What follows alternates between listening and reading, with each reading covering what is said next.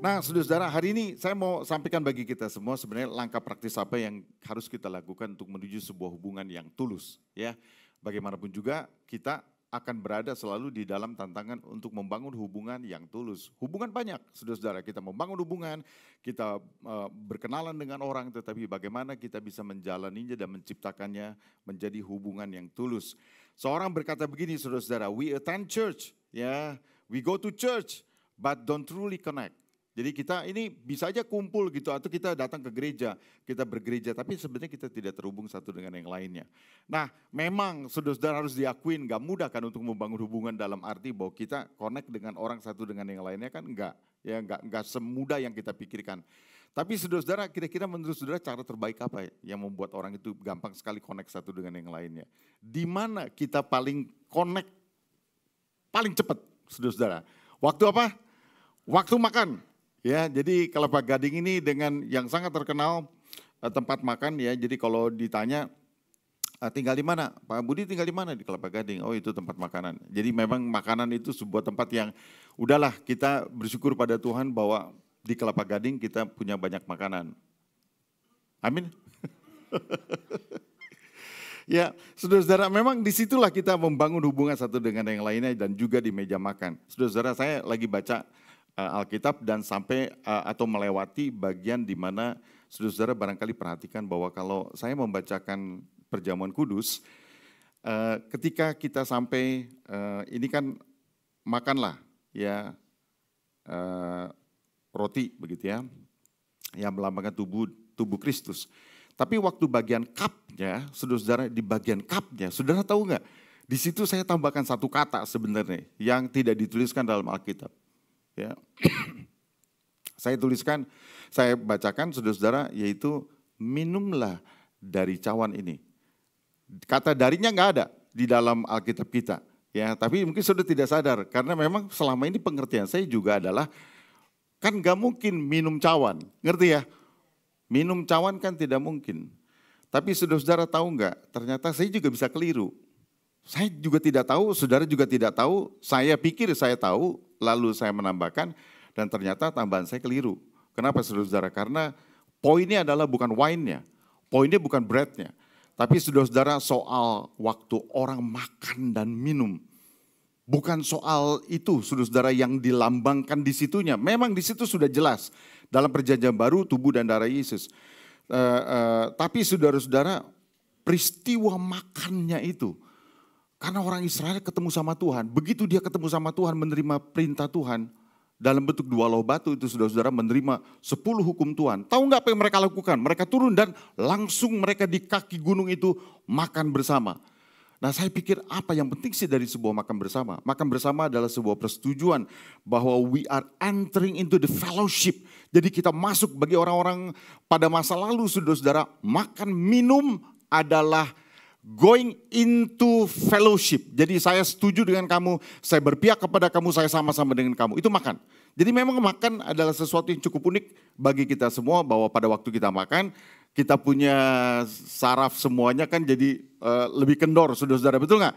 Kita ngobrol sana sini, bahkan perjanjian dibuat kadang-kadang pada waktu makan. Betul nggak? Jadi perjanjian kita setuju. Wah coba kalau lagi nggak makan saudara-saudara kita tegang. Tapi kalau waktu makan nggak tahu kenapa gitu ya saudara-saudara kita bisa ini. Dan Yesus juga banyak melakukan kegiatan-kegiatan dan mengajarnya itu pada waktu orang makan. Jadi pada waktu orang makan dia ngajar saudara-saudara. Kenapa begitu saudara-saudara? Ya pastilah ada alasan tertentu yang sangat praktikal. Tapi terlepas daripada itu ternyata makan dan minum di dalam Alkitab memang agak beda.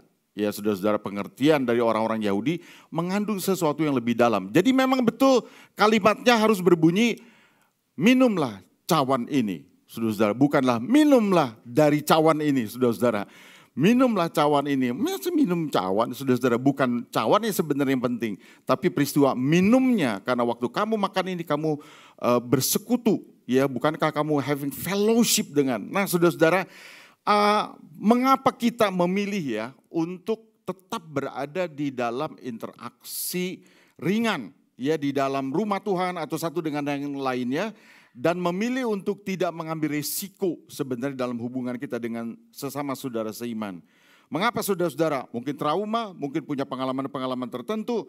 Tapi saudara-saudara, kalau saudara lihat dalam peristiwa ketika Sakyus ya di dalam Lukas 19 ayat 1 sampai 10, saudara-saudara itu Yesus bukan hanya menyapanya saja. Nah, saya bacakan ya saudara-saudara ya, karena dalam Lukas pasal 19 ayat 1 sampai 10 saya bacakan dari firman Allah yang hidup, lebih mudah bagi kita. Nah, sementara Yesus melewati Yeriko, seorang Yahudi bernama Zakyus.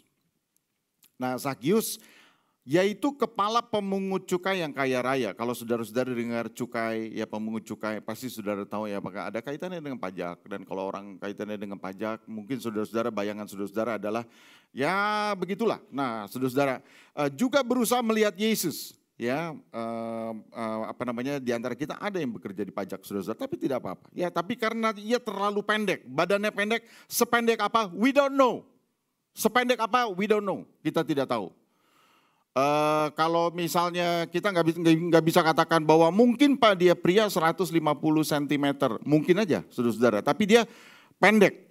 Ia tidak dapat melihat Yesus karena tertutup, gitu ya. Pada waktu Yesus sampai di situ, ia memandang ke atas kepada Zakyus dan memanggil namanya Zakyus. Ya, coba kalau lihat gambarnya lagi, ya. Saudara-saudara, jadi Zakyus ini, Yesus dan Zakyus, saudara-saudara, kira-kira tingginya segitu ya. Zakyus, lekas turunlah karena hari ini saya mau bertamu ke rumah kamu. Lalu Zakyus cepat-cepat turun, ya dari pohon itu gimana turunnya kita nggak tahu, mungkin lompat saudara-saudara. Tapi orang banyak merasa tidak senang. Wah, Yesus kok bertamu ke orang berdosa, gerutu mereka. Sementara itu Zakyus berdiri di hadapan Yesus dan berkata, Tuhan, mulai sekarang saya akan memberikan setengah dari kekayaan saya kepada fakir miskin. Dan karena ternyata saya telah memungut cukai lebih daripada semestinya, tiba-tiba dia mengaku dosa, saya akan mengembalikannya 4 kali lipat. Yesus berkata kepadanya, pada hari ini keselamatan telah datang ke rumah orang ini. Orang ini adalah salah seorang anak Abraham yang telah hilang, dan aku Mesias telah datang untuk mencari dan menyelamatkan yang hilang. Pertanyaan saya saudara-saudara, kalau saudara menyelidiki, dari mana Yesus tahu namanya? Kemungkinan besar Zakyus sudah populer. Jadi orang bisik-bisik satu dengan yang lain, tahu nggak di antara kita di kota Yeriko ini ada satu orang Yahudi yang sangat terkenal sekali, dia kaya, ya orangnya agak pendek-pendek, dia kerja di pemungut cukai, memang kaya tapi aduh udah kalau ngambil duit dia ngambil 4 kali lipat, ya. Yang harusnya 50.000 dia minta 200.000, ya kalau kita bayar 100.000 harusnya 100.000 kita harus bayar 400.000 sama dia. Jadi dia ngambil duitnya banyak sekali. Karena ada yang harus di store, ada yang harus dikasih pejabat, dan ada yang untuk dia. Kemungkinan besar dia dapat 50%, saudara-saudara. Jadi keuntungannya memang sangat besar sekali. Tetapi, saudara-saudara, catatan dari kekristenan pada masa lalu yang disebut dengan The Apostolic Constitution, yaitu catatan kekristenan di abad yang pertama yang kemudian dikumpulkan pada abad yang keempat, mencatat bahwa orang yang bernama Zakyus ini, Zakyus menjadi bishop pertama dari Kaisarea. Saudara-saudara, artinya saudara-saudara, orang yang mungkin kita pikir, wah saudara-saudara, mungkin Yesus pada waktu dia melihat ke atas, mungkin dia bilang dalam hatinya begini, Zakyus turun, aku mau ke rumahmu. Ya, dan dia sudah tahu ini satu orang yang dicatat di dalam sejarah gereja sebagai seorang yang punya pertobatan yang sangat tulus. Pertobatannya sangat tulus, genuine, saudara-saudara. Jadi memang pertobatannya itu terkenal sekali setara dengan seorang lainnya di dalam Alkitab, yaitu Matius. Nah saudara-saudara, jadi Zakyus disetarakan dengan Matius di dalam sejarah gereja Kristen, dan Zakyus yang pendek itu kata firman Tuhan menjadi pendeta pertama di Kaisarea. Ya, jadi kan kita gak baca nih di dalam Alkitab, tapi itu ada di dalam sejarah Kristen. Jadi saudara-saudara, sebenarnya kita gak akan pernah tahu pada waktu Yesus menawarkan dirinya, saya mau ke rumah kamu. It's a simple request atau a simple offer, hanya sekedar, saya mau ke rumah kamu. Nah saudara-saudara, jadi tawaran itu ternyata memberikan dampak yang besar terhadap Zakyus, dan kemudian Zakyus mengalami perubahan hidup yang luar biasa. Memang saudara-saudara, kesediaan untuk duduk bersama, makan bersama-sama, itu pengalaman yang mungkin harus kita perhitungkan, kelihatan sederhana tetapi powerful. Mau bergaul akrab dengan orang, gak bisa lepas dari makanan. Bisa lepas dari makanan? Gak bisa. Lu datang ya ke rumah gue jam berapa? Jam 6. Terus kita ketemu jam 6:30, setelah itu lu pulang ya. Gak bisa. Kita bilang, ayo udah makan, ada makanan sudah siapin. Saudara-saudara, begitu di meja makan barulah keputusan-keputusan yang paling penting terjadi di meja makan. Bukan pada waktu rapat, ngerti ya? Di meja makan, oh kita buat begini, saudara-saudara. Itu di meja makan. Kenapa bisa begitu? Saudara-saudara bisa jawab sendiri. Nah gini, saya sebenarnya ketemu dengan beberapa teman. Ya, jadi pada waktu minggu lalu, sebelum saya pergi ke dalam sebuah pertemuan namanya pertemuan PGI, dan PGI ini Persekutuan Gereja Indonesia, itu ada beberapa ketua sinode. Ya, yang paling kanan ini yang baju biru itu ketua daerah dari Gezia, yang kebetulan hari Minggunya saya khotbah di tempat dia. Saya berkhotbah di tempat dia. Saya tawarkan diri saya waktu itu, siapa yang khotbah dari Minggu? Saya Pak. Jadi hari pertama saya tiba, saya bilang, siapa yang khotbah dari Minggu? Saya Pak. Gimana kalau misalnya saya yang khotbah saja? Ya, don't worry, karena ini tawaran mendadak. Ya, jangan siapkan apa-apa. Ya, enggak usah. Biasa pendeta resah kalau misalnya ada temennya bilang, saya mau khotbah di rumah tempat kamu. Ya, dia mikirin PK-nya barangkali, saudara-saudara. Gimana ini kasih PK-nya nih? Saudara, jangan. Karena saya datang hanya sebagai teman dan saya ingin rasanya nggak enak hari Minggu, diem-diem aja saudara-saudara, ngerti ya? Dan saudara-saudara ini ada beberapa teman yang adalah ketua sinode. 3 teman yang belakang itu, 1 yang sebelah kiri saya, lalu kemudian yang sebelah kanannya yang baju biru itu adalah ketua sinode. Dan bagaimana mereka bertemu juga agak unik, karena pagi hari itu sebenarnya kita dijadwalkan untuk berkhotbah di tempat lain. Ya, di sebuah tempat yang sudah dijadwalkan, tapi saudara-saudara, kalau saya memang sudah kasih tahu kepada panitia, saya akan berkhotbah di gereja ini. Jadi Jumat malam saya sudah kasih info kepada panitia. Dan teman yang baju hitam ini, yang sebelah kiri saya ini, saudara-saudara, dia kemudian, aku mau ikut tapi jauh bener katanya kalau dijadwalkan menurut panitia. Udah dah, nggak usah dah. Saya mau gimana ya, lalu dia keluar saudara. Waktu dia keluar, kan saya belum keluar. Jadi ketemulah dengan yang baju biru. Yang akan jemput saya ini. Ya, jadi kebetulan dia sudah nunggu, lalu pas dia keluar, ini datang ke sampingnya terus dia bilang, Bapak dari mana? Saudara-saudara. Bapak penatua ya, katanya. Mau jemput orang ya, katanya. Iya, saya mau jemput pendeta Budi. Dia nggak kenal saya, yang orang sebelah kiri ini. Ya karena saya belum terlalu kenal dia. Jadi dia bilang, Bapak mau jemput orang, Bapak penatua ya. Oh bukan, saya pendeta. Oh maaf, katanya, saudara. Emang gerejanya di mana? Ya saudara. Oh deket aja Pak, di sini. Oh, boleh nggak saya join, saudara? Nah, waktu dia bilang bahwa dia mau join, saudara, saya waktu sama-sama di dalam mobil, kenalan di situ, saudara. Memang sebelumnya sudah kenal, tapi kan banyak orang, 300 orang, jadi kan kita salah satunya kelewatan pasti nih. Waktu di mobil dia mulai cerita. Wah, waktu dia mulai cerita, lalu saya pikir-pikir khotbah, saya persis sama dengan cerita ini closingnya. Saya bilang, bagaimana kalau Bapak nanti ngisi 15 menit, 10 menit yang terakhir. Saya khotbah, Bapak kesaksian, saudara-saudara. Dan saudara tahu uniknya, gara-gara itu aja saudara-saudara ya, dia punya konklusi dia atau konklusi khotbah saya berupa kesaksian yang betul-betul sangat mendukung kepada khotbah saya hari itu. Saya sangat bersyukur pada Tuhan sehingga saya dibawa juga ikut. Amin, saudara-saudara. Kenapa? Karena di closingnya jadi bagus, ngerti ya? Saudara-saudara, itu sesuatu yang menurut pendapat saya berkat yang sangat khusus. Nah, kami tidak tahu, kami berdua tidak tahu bahwa ada 2 pendeta juga yang menyusup pada hari itu tidak mau ikut panitia. Dan ada di situ di belakang, saudara-saudara, saya juga tidak kenal mereka. Jadi pada waktu salaman terakhir selesai kebaktian, lalu mereka bilang, Pak Pendeta, katanya, kami juga ada di sini, katanya. Oh saya pikir kalau bilang kami berarti kan satu grup kita, ngerti ya? Satu grup. Loh, Bapak nggak ikut ke sana? Enggak, kejauhan katanya. Udah kita pilih, kita searching, lalu terus ketemu Gezia. Dan setelah itu kami datang ke sini. Nah, saudara-saudara, masalahnya adalah bisa kasih, oke Bapak, puji Tuhan, Tuhan memberkati, silakan pulang. Enggak bisa. Kenapa? Makan. Kembali ke gambar. Saudara-saudara, jadi ini bukan makanan sebentar, ini ngopinya. Kenapa? Karena pada hari itu saudara-saudara, saya bilang kepada mereka, salah satu ya kita namanya the happiness of serving others. Kita hanya senang kalau melayani orang, dan kalau misalnya kita bisa memberitahukan kepadanya apa yang paling enak ada di Kota Batu. Saya tahu makanan yang paling enak dan saya mau bawa mereka. Sebenarnya nggak mau ke situ karena nggak yakin buka apa enggak. Tapi pada waktu mendekati situ saya tanya kepada teman saya, buka nggak itu? Apa itu? Saudara-saudara, ini kira-kira jam 10 kejadiannya. Peristiwanya. Ya. Enggak, jadi begini, pada jam itu saudara-saudara ya, walaupun sebenarnya tidak tepat, tetapi saya bilang sama mereka gini, di Kota Batu ini ada makanan yang paling enak sekali.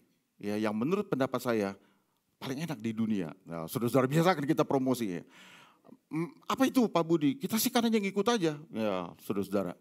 Lalu terus saya bilang, sate ayamnya, sate kambingnya, dan ada hot plate kangkung yang kalau keluar itu, saudara-saudara, wow, yang benar Pak Budi, benar enak sekali. Dan gak terlalu mahal. Dan saudara-saudara, kamu itu ya, kita ke situ, saudara-saudara, waktu disajikan, lalu mereka menyaksikan sendiri. Ya lalu kemudian, saudara-saudara, mulailah kita bercerita pelayanan. Saudara-saudara, ya pada waktu makan begitulah kita mendengar semua rahasia yang seharusnya ditutupinnya. Buka saja, kenapa? Waduh seru bener. Ya, kenapa saudara-saudara? Yaitu, waktu kita berbagi itu saudara-saudara ya, mereka bilang gini, aduh katanya, untung aja saya pilih Gezia katanya saudara-saudara. Kenapa katanya, wah katanya enggak sangka, bayangin Pak Budi udah 3 hari kita makan di dalam, rasanya bosen banget. Sampai kita hari kedua sudah mulai makan di luar. Enggak ada makanan yang lebih enak daripada ini. Saudara-saudara, wah puji Tuhan lah makan sate. Ya. Dan hari itu mereka makan sate kambing, saya makan sate ayam. Saudara-saudara, saya tidak berani makan sate kambing pagi-pagi lagi, tapi mereka makan sate kambing empuk banget ya. Lalu ada kangkungnya itu, waduh saudara-saudara itu benar-benar so beautiful. Ya pada waktu itu pokoknya makanannya enak bener. Dan saudara-saudara karena hot plate begitu ya, kalau hot plate kan dikeluar, waduh kangkungnya itu saudara-saudara bilang, aduh nikmat betul katanya saudara-saudara. Untung saya ke Gezia, untung maksudnya ketemu sama kita sehingga kita bisa ini. Dan selesai dari situ saudara-saudara, saya bilang kepada mereka, ayo kita ngopi dulu. Masalahnya adalah ngopi di mana saudara-saudara, cari Google dan ada lihat gambar bagus, lalu saya juga belum pernah ke sini. Ya. Lalu kita pergi ke sini saudara-saudara, dan setelah dia minum kopinya saya bilang, pesan kopi apa yang enak? Yang menurut saya enak adalah cappuccino dengan espresso double shoot saudara-saudara. Udah pesan 5, langsung minum saudara-saudara. Dan waktu minum, aduh saudara-saudara, di udara dingin ya pemandangan begitu, aduh dia bilang, aduh betapa bersyukurnya ke Gezia. Terus dia bilang gitu, ya syukurlah, kenapa? Karena ya kami bercerita ya, dicerita mengenai segala sesuatunya dan saudara-saudara ada perasaan happiness, gembira gitu. Waktu ngelihat mereka juga gembira, kita gembira, semua sama-sama gembira dan memang betul saudara-saudara. Diperlukan keramahan tertentu, betul nggak? Nah keramahan sebenarnya hanyalah tentang tindakan kecil dan tulus. Yang penting apa yang saya rasa bagus, apa yang saya rasa baik, itu yang saya berikan kepada mereka, itu yang saya tawarkan kepada mereka. Bukan saya simpan sendiri, kan ada juga di antara kita yang berpikir begini nih ya. Mana restoran yang paling enak ya saudara-saudara, ada tuh ya di Bekasi, ya ada tuh Bekasi, makanannya pokoknya capcaynya enak bener gitu ya. Tapi kita jangan ke situ, jangan terlalu banyak kasih tahu orang ke situ, kenapa? Nanti jadi mahal. Saudara-saudara, jangan begitu saudara-saudara, jangan begitu. Kalau memang itu enak ya kita kasih tahu ya, lalu terus ini yang enak saudara-saudara. Dan memang keramahan itu walaupun kecil ya, mungkin bagi mereka waktu mereka cerita, aduh bersyukur sekali bisa ke Gezia, bisa bertemu dan sehingga kita bisa bayangin Pak Budi. Nah saudara-saudara, menurut pendapat saya, mungkin juga menurut pendapat saudara, walaupun peristiwa itu peristiwa yang mungkin orang hanya habis berapa, itu murah. Ternyata nggak mahal. Dan saudara-saudara yang paling enak adalah karena saya bilang ya, kita nggak satu sate rame-rame ya. Kamu 10 supaya kita nggak berantem. Betul nggak saudara-saudara? Iya. Jadi kalau mau itu kita barter ya, saya bilang kalau mau tukar kita tukar gitu loh. Tapi nggak apa-apa, kita jaga hak masing-masing. Jadi pagi itu saudara mereka merasakan, aduh ya enak bener katanya. Pokoknya kita, aduh nggak akan ada makanan yang lebih enak daripada ini saudara-saudara. Jadi puji Tuhan. Nah kecil dan tulus. Dan orang merasa bahwa pada waktu kita memberikan pilihan itu, pilihan yang kita lakukan itu adalah pilihan yang terbaik yang menurut kita dalam kategori kita saudara-saudara. Dan mereka merasa diikut sertakan, it's powerful. Karena setelah itu saudara-saudara kita saling kontak satu dengan yang lainnya. Itu semua ketua sinode. Dari mana? Dari Sumatera. Ya. Dan saudara-saudara yang satu dari Kalimantan. Ya, jadi yang sebelah kiri saya dari Kalimantan, yang 2 itu di Sumatera. Jadi teman saya bilang, ayo kamu kenalan dengan ketua sinode ini. Karena kalau bagi saya barangkali bisa mudah kenal dengan mereka. Tapi teman saya ini saudara-saudara, dia bisa kenalan dan hari itu ya bukan dia yang bayarin, saya juga yang bayarin saudara-saudara. Jadi saya nggak mau jadi beban lah bagi apa namanya, bahkan yang kesaksian saya bilang, kamu nanti pokoknya siapin aja, nanti saya bayar. Ya pokoknya yang penting saya kan yang minta untuk kesaksian itu. Ya no problem. Yang penting apa? Bagaimana berkat terbesar bagi orang dan juga ada perasaan happy pada waktu mereka itu, ya itu dia menurut pendapat saya, kalau kita menawarkan sesuatu yang baik yang kita rasakan kepada orang tulus saja, dampaknya beda. Ya, saudara-saudara, waktu kita memberikan apa yang kita rasa bagus menurut kita, lalu kemudian kita tawarkan. Nah ya kan lidah kita kan masing-masing beda ya, lidah kita, saya bilang lidah saya lidah kuliner. Jadi kalau saya bilang enak, rasa-rasanya sih ya itu enak. Ya kalau saya bilang enak begitu, oh ini enak ya. Saya diajak sama teman saya makan saudara-saudara di Manado, lalu kemudian setelah makan ikan bakar begitu. Saya bilang sorry ya, saya bilang 5. Maksudnya apa Pak? Maksudnya dari 10, 5. Buauce. Lu mau tahu yang enak? Ayo sebentar dari sini kita ke sana. Saya bawa dia, namanya sop rusuk babi Petrus. Lu makan. Begitu dia makan, wih gila enak bener. Nah saudara-saudara, saya bilang kalau ngai punya mulut tuh bilang enak, biasanya enak. Gak percaya, uji aja yuk, selesai kebaktian kita, ayo. Nah, jadi saudara-saudara di dalam Lukas 19 itu ada yang lebih daripada sekedar hai. Hai, Yesus datang, ya hai, enggak. Ada percakapan disengaja, Yesus tidak menyambutnya saja, ya masuk ke rumahnya. Dan terlibat secara mendalam sampai orang yang bernama Sakyus ini menjadi pendeta pertama di Kaisaria, pemimpin, bukan pendeta tapi pemimpin pendeta, ya. Dan kita harus berani bertanya dengan pertanyaan yang berarti, saudara-saudara. Memang begitu, ya kalau kita mau membangun hubungan, kita harus mulai, saudara-saudara, mengadakan percakapan yang disengaja dan lebih daripada sekedar say hello dan bagaimana keadaannya, saudara-saudara. Setiap kali kita bertemu, bagaimana keadaannya, hanya itu aja, enggak. Kita harus lebih daripada itu. Saya bertemu dengan seorang dan bertanya kepadanya, saudara-saudara, ya gimana tentang kamu punya anak berapa sih sebenarnya? Karena saya sudah tahu beberapa waktu, punya anak berapa sih? Anakmu yang paling besar di mana? Saudara-saudara, barulah percakapan yang dalam itu membuat kita connect benar-benar. Tapi kalau, hey apa kabar? Hanya itu aja saudara-saudara, selesai. Kita harus berani going deeper. Nah yang penting gini, kehadiran kita saudara-saudara sebagai anak-anak Tuhan haruslah mengandung kekuatan provokasi, harus. Ya, kenapa saya bilang kekuatan provokasi? Karena begini, saudara mungkin tidak sadari bahwa setiap kita itu pada waktu kita hadir dimanapun juga. Saudara hadir di tempat yang paling jahat di muka bumi, yang paling penuh dengan kuasa gelap. Saudara ingat saudara adalah anak Tuhan. Amin. Dan karena kita adalah anak Tuhan saudara-saudara, waktu saudara hadir di sebuah tempat, ada pancaran yang keluar dari diri saudara yang saudara tidak sadari. Dan itu provokatif untuk kuasa gelap. Jadi Yesus pada waktu dia masuk Gadara, langsung radar penjahat itu mulai kan, ada yang gak beres nih, ada yang masuk nih, saudara-saudara. Kenapa? Di sana bisa nangkep nih. Orang yang dirasuk setan itu bisa nangkep, ada orang yang datang nih, ya, yang beda nih. Saudara masuk ke tempat yang paling gelap, saudara masuk ke tempat yang penuh dengan dukun dan jangan takut. Kenapa? Ada roh Tuhan di dalam diri kita yang lebih besar daripada yang di dunia ini. Dan itu sifatnya provokatif. Apalagi kalau kita bicara mengenai teman-teman kita. Kristus nerima kamu, we welcome you.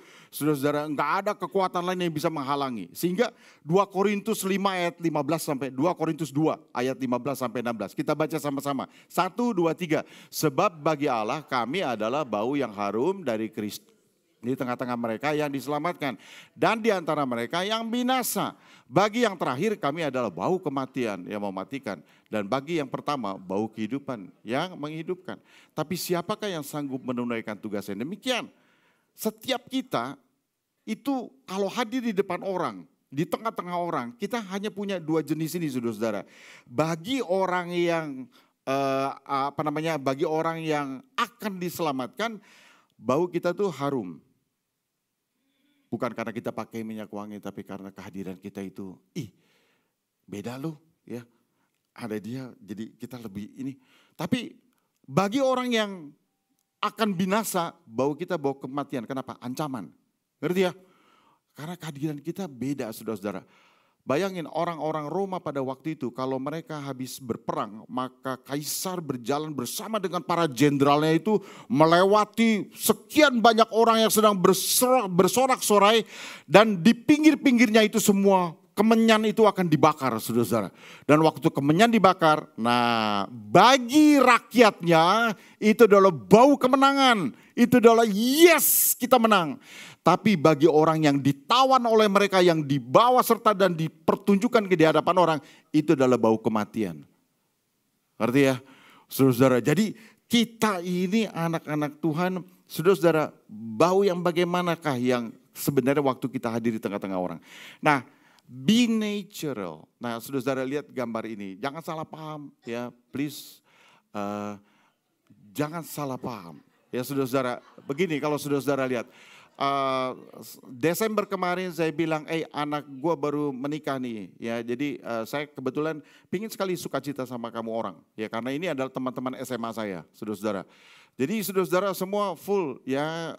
Satu kelas itu kami ada kira-kira 42 orang dan kami bertiga yang Kristen dan sisanya semua teman-teman saya, saudara-saudara. Dan yang paling kiri, yang paling kanan saya itu yang memakai warna pink itu, saudara-saudara, itu adalah orang yang paling sering saya bilang, saya ada uang ini berikan beras untuk teman-teman kita. Karena teman-teman kita ada beberapanya sudah menjadi janda, ya, sudah meninggal suaminya atau ditinggal oleh suaminya. Tapi saudara-saudara, apa yang walaupun orang gimana mau ngomong apapun juga, saudara-saudara, mereka kenal siapa saya. Walaupun tahu saya seorang pendeta. Kadang-kadang kalau ada kegiatan pada hari Minggu nggak bisa, si Budi lagi gereja katanya, saudara-saudara. Jadi mereka tahu. Dan pada waktu saya ajak mereka untuk ini, ya kita kumpul sama-sama.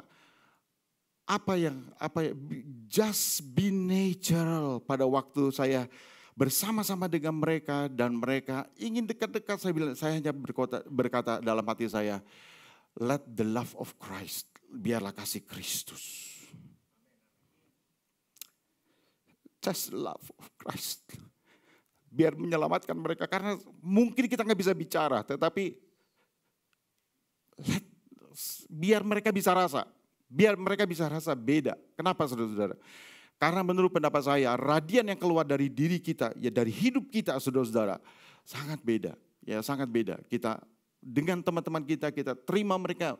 Jesus loves you, Yesus mengasihi kalian semua, walaupun kalian tidak lihat Yesusnya, walaupun mungkin berbeda, tapi biarlah kamu bisa lihat, biarlah kamu bisa merasakan sesuatu yang beda. Nah, teman saya yang kiri, saudara-saudara yang bawa laki-laki itu, ya, yang kiri itu adalah ketua, dia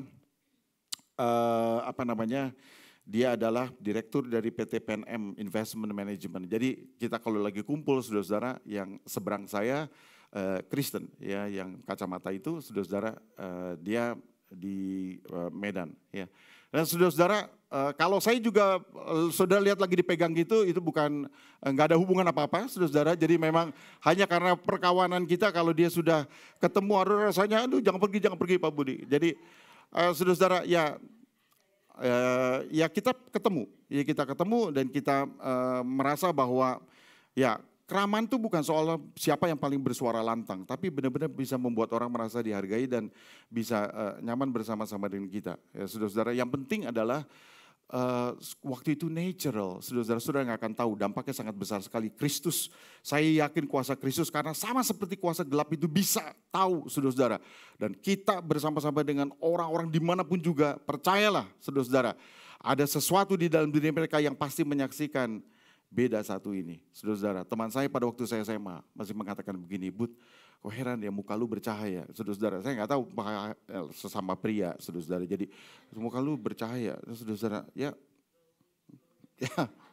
saya nggak pakai apa-apa pada waktu itu, saudara-saudara. Tapi Kristus ada di dalam diri saudara. Saudara harus jadi kesaksian bagi orang lain. Amin. Ya, dan 2 Timotius pasal yang ke-1 ayat yang ke-7. Kita baca sama-sama. 1, 2, 3. Sebab Allah memberikan kepada kita bukan roh ketakutan, melainkan roh yang membangkitkan kekuatan, kasih dan ketertiban. Jadi jangan takut. Jangan takut dimanapun juga saudara-saudara berada, don't worry saudara-saudara. Roh yang di dalam saudara lebih besar daripada yang di dunia ini. Anak Tuhan diramal sama siapapun juga, pasti yang tukang ramal itu, kalau memang saudara betul dalam Tuhan, tukang ramal bilang gini, yang ini nggak bisa karena ini punyanya yang di atas. Kenapa? Nggak bisa diramal, kenapa? Karena dia punya yang di atas. Siapa saudara? Kristus Yesus. Amin. Amsal 17 ayat yang ke-17 ini sebenarnya bicara saudara-saudara ya. Ini soal lebih dari kata-kata. Jadi bukan sekedar kita bergaul dengan orang, berteman dengan orang, bersahabat dengan orang. Tapi lebih daripada more than words gitu. Lebih daripada kata-kata. Kita muncul demi kebersamaan. Pada saat diharapkan dan diperlukan saudara-saudara, dan barangkali kita perlu juga untuk memikirkan, bagaimana kalau kita bertemu teratur di luar dari hari Minggu. Kadang-kadang kita komsel, kadang-kadang kita begini, ya kita nggak ke rumah lagi, mungkin rumah takut ya, Pak ke rumah ya, nggak mau saudara-saudara, kita bilang jangan lu bawa virus lu nanti. Saudara-saudara, udah kita di mall aja. Kalau di mall gimana? Hanya menghirup AC? Enggak saudara-saudara, pasti kita harus makan juga, ya kecil-kecil sederhana nggak apa-apa kan. Yang penting apa? Kalau kita bisa ketemu, kalau kita bisa kumpul sama-sama saudara-saudara, itu beda loh, beda ya. Nah, baca ini ceritanya ya, baca ini sama-sama. 1, 2, 3, hidup. Kenapa kita tidak bersedia membawa pengaruh Kristus pada orang lain? Kenapa saudara-saudara? Saya kumpul dengan teman-teman itu, saya bilang sepanjang gue bukan digaji sama lu, kan kita sama-sama respect. Kalau kita kumpul sama-sama saudara-saudara, saya yakin kuasa Kristus yang ada dalam saya mau di gimana pun juga. Oh, saya pernah pada waktu saya SMA saudara-saudara, saya tidur di masjid. Kenapa? Teman-teman saya semua sembahyang. Tapi apakah kemudian itu berpengaruh? Enggak, karena apa? Kuasa saya lebih banyak gangguannya terhadap orang. Kristus yang ada di dalam kita lebih besar daripada yang di dunia ini. Dan kasih Kristus lah. Kasih Kristus yang ada di dalam kita yang akan memberikan pengaruh yang sangat besar. Nah, kenapa ini saudara-saudara? Karena begini, Lukas pasal yang ke-16 itu sebenarnya ceritanya adalah orang ini berkata di dalam alam baka sana, Abraham, mbok ya kirim Lazarus ke rumah saya karena saya masih punya saudara di sana yang belum rajin membaca kitab suci. Tapi dia ingatnya pada waktu di mana? Di alam sana. Kan itu it's a story of regret, betul nggak? Jadi jangan pengaruh Kristus kalau bisa sementara kita hidup sudah. Saudara-saudara tetap buka hidup kita, buka pergaulan kita dan kita percaya bahwa pengaruh Kristus ada dalam diri kita. Nah, far too many people are looking for the right person. Kata Gloria Steinem, dia adalah seorang the most famous feminist. Dia menuliskan beberapa buku dan dia bilang, far too many people are looking for the right person instead of trying to be the right person. Kita mencari orang yang benar, kita mencari gereja yang benar, kita mencari gembala yang benar, kita mencari teman yang benar, kita mencari, daripada gitu lebih baik tindakan yang pertama apa? Be the right person. Kamunya benar. Kalau kitanya benar, saudara-saudara, di mana saja kita bisa masuk. Betul nggak? Tapi kalau saudara mau cari orang yang benar, mana ada di dalam dunia. Hari ini aja kelihatan benar, besok belum tentu benar. Daripada gitu, saudara kembali kepada dasar yang pertama apa? Be the right person. Ya. Dan saudara-saudara saya yakin, kalau kita begini, saudara-saudara, Kristus akan menggunakan itu sebagai kesaksian. Saudara tahu bahwa kesaksian kita bukan hanya soal kita ngomong. Tetapi your presence, kehadiran saudara bagi semua orang, yang Yesus katakan, satu kali bukan aku yang akan menghakimi kamu. Tetapi firman yang telah kamu dengar. Tapi kesaksian yang pernah kamu lihat dari temanmu. Kamu tahu siapa dia. Dan itulah yang akan menjadi saksi yang akan mengadili kamu. Kehadiran saudara dan saya kepada orang lain akan menjadi pengukur baginya. Apakah dia, apakah mereka berhadapan nanti dalam kemuliaan Tuhan ditanya. Kamu sudah lihat hidup orang ini. Kamu sudah tahu tentang dia. Saudara-saudara, saya berdoa agar kita semua betul-betul sadar bahwa yang ada di dalam saudara lebih besar daripada yang di dunia ini. Amin. Mari kita tundukkan kepala. Kita tundukkan kepala. Bapa di surga, kami berdoa sekali lagi minta agar anugerah-Mu yang ajaib Tuhan menghidupkan kami. Dan kami berdoa supaya sekali lagi ya Bapa, Engkau akan berbicara ke dalam hati kami. Wujudkan itu Tuhan lebih baik. Dan kami berdoa supaya dimanapun kami ada, kesaksian Kristus, kuasa Kristus, roh Allah di dalam kami lebih besar daripada di dunia ini. Dimanapun juga Tuhan, ada kuasa yang keluar dari hidup kami, yang tidak akan bisa dihalangi oleh siapapun. Bahkan perbuatan baik anak-anak Tuhan tidak bisa dihalangi oleh siapapun juga.